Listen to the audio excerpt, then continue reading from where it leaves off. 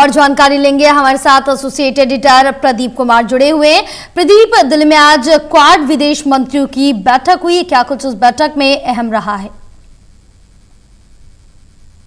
देखिए, बिल्कुल काफी महत्वपूर्ण बैठक और दिल्ली के हैदराबाद हाउस में इस बैठक के बाद साझा बयान जारी किया गया है। विदेश मंत्री डॉक्टर एस जयशंकर की अगुवाई में हुई इस बैठक के बाद जो अन्य 3 देशों के विदेश मंत्री मौजूद रहे हैं, उसमें अमेरिकी विदेश मंत्री मार्को रूबियो, इसके अलावा जापान के विदेश मंत्री, ऑस्ट्रेलिया की विदेश मंत्री वो मौजूद रही हैं और उन्होंने इसमें हॉर्मुज स्ट्रेट को लेकर महत्वपूर्ण बयान दिया है। भारत की ओर से डॉक्टर एस जयशंकर ने आतंकवाद को लेकर जीरो टॉलरेंस की नीति पर जोर दिया है और इसका जिक्र विशेष तौर पर उन्होंने अपने बयान में किया है, जो साझा बयान के दौरान उन्होंने दिया है, जिसमें आतंकवाद का जो भी पोषक देश या जो कार्रवाई करता है तो उसके खिलाफ प्रभावित देश को पूरी तरीके से कार्रवाई करने की छूट मिलनी चाहिए। तो एक तरीके से बड़ा बयान ये माना जा रहा है। आतंकवाद के खिलाफ जीरो टॉलरेंस की नीति को लेकर जोर देने के साथ ही इसके अलावा इंडो पैसिफिक क्षेत्र मुक्त आवाजाही के लिए खुला रहे,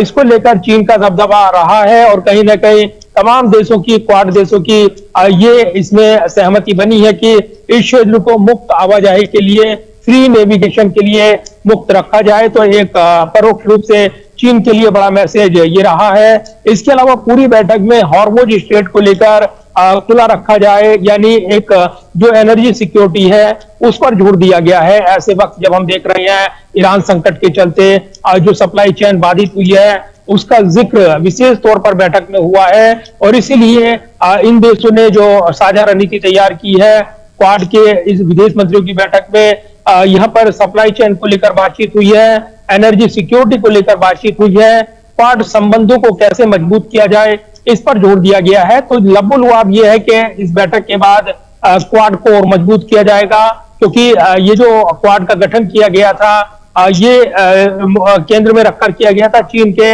इंडो पैसिफिक क्षेत्र में, हिंद प्रशांत महासागर क्षेत्र में जो समुद्री सुरक्षा को चुनौती मिलती थी इन देशों को, उसको एड्रेस करने के लिए इसका गठन किया गया था और इसीलिए ये काफी महत्वपूर्ण क्वाड बैठक बनकर उभरी है। तो ऐसे वक्त जब हम देख रहे हैं ईरान संकट और जो पश्चिम एशिया संकट के बीच जिस तरीके से हालात है, सप्लाई चेन बाधित हुई है, एनर्जी सिक्योरिटी पर फोकस है, तो वहीं क्रिटिकल मिनरल्स जो है जिस पर चीन का दबदबा है वो भी एक सहमति का पड़ाव रहा है इन देशों के बीच, क्वाड देशों के बीच के क्रिटिकल मिनरल्स को लेकर आपस में सहयोग को बढ़ाया जाएगा। तो कई महत्वपूर्ण पहलुओं को लेकर ये बैठक रही है और बैठक संपन्न होने के बाद साझा प्रेस कॉन्फ्रेंस में जो चारों देशों के विदेश मंत्री हैं उन्होंने महत्वपूर्ण बयान दिया है। अमेरिकी विदेश मंत्री मार्को रूबियो ने भारत की भरपूर तारीफ की है और साथ ही इस समिट के सफल आयोजन के लिए भारत को बधाई दी है। जापान के जो विदेश मंत्री तो रहे हैं मौजूद, उन्होंने भी यहाँ पर फ्री एनर्जी, जो खासतौर से जिस तरीके से एनर्जी सिक्योरिटी की बात उन्होंने की है, तो पेनी वेंग जो कि ऑस्ट्रेलिया की विदेश मंत्री थी, उन्होंने भी हॉर्मुज का जिक्र किया है।